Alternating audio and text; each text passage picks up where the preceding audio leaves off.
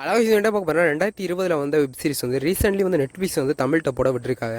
இந்த வெப் சீரிஸோட பேர் வந்து ஆலிசன் இன் ஃபேடர்லாண்டு. இந்த வெப் சீரிஸ் எப்படி இருக்குன்னு பார்ப்போம். இந்த வெப் சீரிஸ் பார்த்தீங்கன்னா ஒரு எபிசோட் பார்த்தாக்கல அடுத்தடுத்த எபிசோடு என்னென்ன பார்த்தோம் கடைசி வருஷம் விறுவிறுப்பாக கொண்டு போயிருக்காருன்னு சொல்லி வந்து டேரக்டர். ஆனால் இந்த வெப் சீரிஸ் பார்த்தீங்கன்னா குவிட்ஸ் கேம் மாதிரி தான் இருக்குது. ஆனால் குவிட்ஸ் கேமில் பார்த்தீங்கன்னா வந்து எல்லாருமே காசுக்காக கேம் விளையாட போவாங்க ஆனால் இது அப்படியே வேறு மாதிரி. ஆனால் இது பார்த்தீங்கன்னா வந்து கதையில் பார்த்தீங்கன்னா வந்து எல்லாருமே சிட்டியில் உள்ள மக்கள்லாம் காணாமல் போயிடுறா வந்து இருக்கிற மக்கள்லாம் வந்து உயிர் வாழணும்னா கேம் விளையாடுற மாதிரி கண்டிஷன் வந்துடுது. அதுவும் தொடர்ந்து வந்து உயிர் வாழணும்னா அடுத்தடுத்த கேம் வந்து தொடர்ந்து நடக்குது. இவ வந்து தோத்தவள்லாம் வந்து கொலை பண்ணிடுறா வந்து.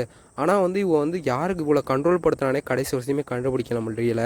அதுக்கப்புறம் ஹீரோ போய் இவ்வளோ கண்டுபிடிச்சான் தான் வெப் சீரிஸின் மீத கதை. அப்புறம் நார்மல் உலகத்தின் போனாலும் தான் மீத கதையை வந்து. ஆனால் இந்த கடைசி வருஷம் விறுவிறுப்பாக கொண்டு போயிருக்காருன்னே சொல்லுவேன் டேரக்டர்.